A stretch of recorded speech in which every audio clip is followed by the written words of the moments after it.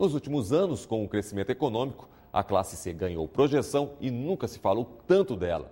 Mas que classe é essa? De onde veio? Para onde vai? Nós temos também o que a gente poderia chamar de uma nova classe trabalhadora, né? Que é uma classe trabalhadora que não é só brasileira, o que a gente chama aqui de classe, que foi chamado de classe C, etc. Nós fizemos também uma pesquisa acerca dessa classe. Várias delas trabalhavam 14 a 15 horas, né? Quer dizer, algumas delas são autônomos, né? Quer dizer, imagino que não tem chefe, quando no fundo o seu chefe é o banco, é um chefe invisível, né? E ela tem, várias delas têm vários empregos, trabalham, né, até 14 horas ao dia, ou seja, são batalhadores que a gente tem que ver aqui, senhores, é que essas pessoas não apenas enfrentaram dificuldades na vida, como ter que trabalhar com 11, 12 anos de idade, por isso essas pessoas nunca foram classe média, esse termo não é adequado, porque a classe média é uma classe com privilégio. Né? O grande privilégio da classe média é o fato de os filhos da classe média terem tempo livre, né? Tempo livre para estudar. Né? Isso é um extraordinário privilégio, porque aí você pode se apropriar do outro grande capital de toda a sociedade moderna, que é não só o capital econômico, mas o capital cultural. Não existe nenhuma função no mercado, nem no Estado, que possa ser exercida sem conhecimento. Né? E a classe que se apropria desses empregos, desses salários e desse prestígio e desse reconhecimento é o que nós chamamos de classe média efetiva, real. Né? Ou seja, a classe média é uma classe privilegiada. Né? Ela tem acesso a um tipo de capital que é extremamente concorrido, que é necessário. Tal, né? O que nós chamamos, né, de nova classe trabalhadora não tem acesso a nenhum desses privilégios de nascimento. Né? Ela tem que trabalhar já, por exemplo, desde os 11, 12 anos de idade. É isso que nós vimos nas entrevistas que a gente fez no Brasil inteiro. Né? E é uma classe, portanto, que padece não só de carências materiais, mas também de carências espirituais, emocionais. Né? Ou seja, pessoas que estão acostumadas à humilhação. Essa combinação entre carência material e carência simbólica que está em jogo e que houve, e que aí a gente entende, né, sobre vários aspectos, a influência, né, e entende por que vários milhões de brasileiros a cada ano adentram as igrejas pentecostais. Porque o que essas igrejas vão dizer, ao contrário da experiência cotidiana dessas pessoas, a experiência de humilhação dessas pessoas, o que essas igrejas vão dizer é: você existe, você é gente, Jesus está com você. Né? Ninguém está com você, mas Jesus está com você. Ou seja, não é qualquer um. Né? Quer dizer, e o que nós vimos é que quase 70% dessa classe é pentecostal ou neopentecostal, porque exatamente, né, quer dizer, os seres humanos precisam não apenas de condições materiais, mas precisam de condições simbólicas, precisam de reconhecimento, estímulo, etc, etc. Que é um outro capital que a classe média privilegiada tem. É esse horizonte que a gente precisa conhecer melhor, né, porque ele não é conhecido. Ele não pode ser conhecido apenas a partir da sua renda. Né? E essa é uma classe extremamente heterogênea. Ela vai desde toda forma de trabalho precarizado até pequenos empreendedores, né? Que a gente não conhece. Na realidade, né? E quando a gente disse provocativamente, né, que o Brasil não conhece o Brasil, é porque o Brasil não conhece. Quer dizer, porque você não conhece, especialmente esses 70% que são desprivilegiados e que não são da classe média, apenas sabendo qual é o seu nível de renda. Né? Ou seja,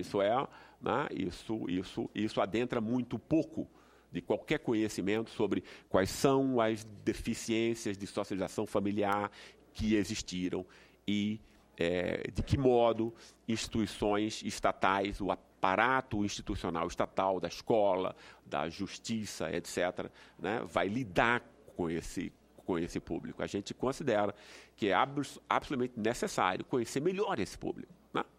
Entende? Quer dizer, na sua heterogeneidade. A noção como você maneja o tempo é diferente de classe a classe. Né? Literalmente, existem classes com futuro. Né? O que é uma classe com futuro? Né? Uma classe com futuro é aquela que pode planejar o seu futuro. É o cálculo prospectivo. né? Ou seja, você põe o futuro como mais importante do que o seu presente. Não é isso? A classe média age assim. Então, classes e pessoas são condenadas a ficar no presente, pensar apenas o seu tempo presente. Elas, literalmente, sem nenhuma figura de retórica, não têm futuro, né?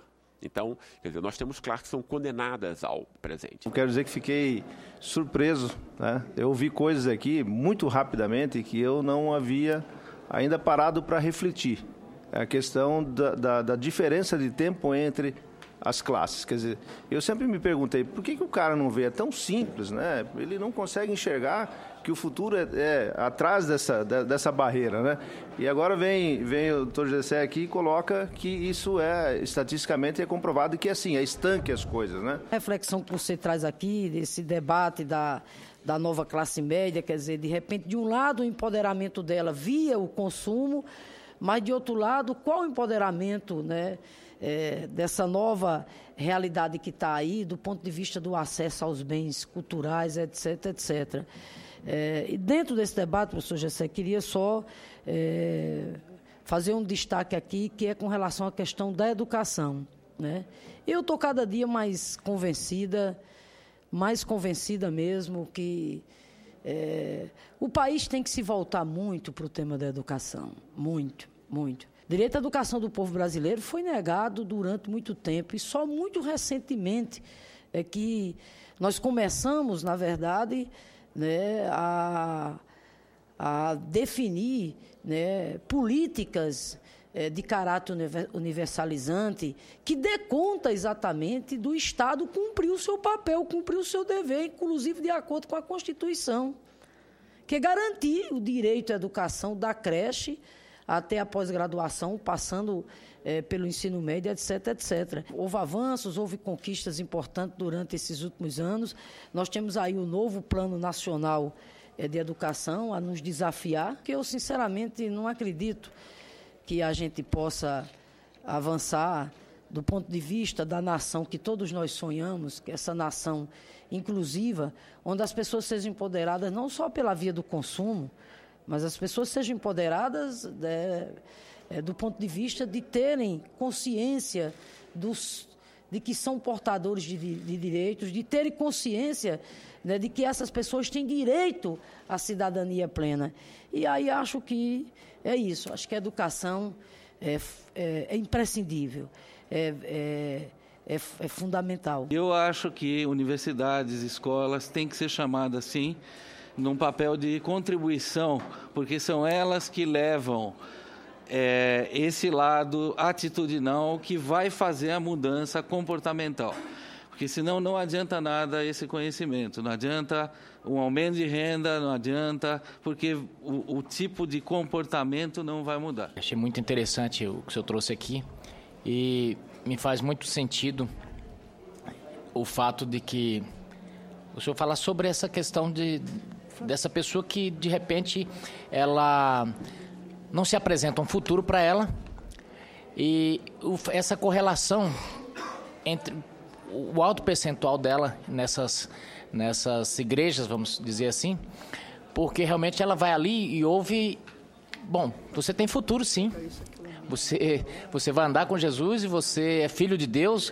Quer dizer, eu ouvi algo similar nessa linha, eu não me lembro se era uma professora da Unicamp ou sobre da USP, ou se foi da USP, e ela fazia um estudo mais ou menos semelhante, dizendo o seguinte, olha, na verdade o sujeito vai enfrentar a colher de pedreiro no outro dia, vai enfrentar um traço de massa, mas ele, no dia anterior, na igreja, ele foi lá e o pastor disse o seguinte, falou, olha, você é único, você é uma pessoa importante, e ele saiu dali energizado, falou, e ele vai bater massa durante a semana inteira. Quando está terminando as energias dele, ele vai na igreja de novo e recebe essa dose de... E ele dizendo justamente, falou, é por isso que...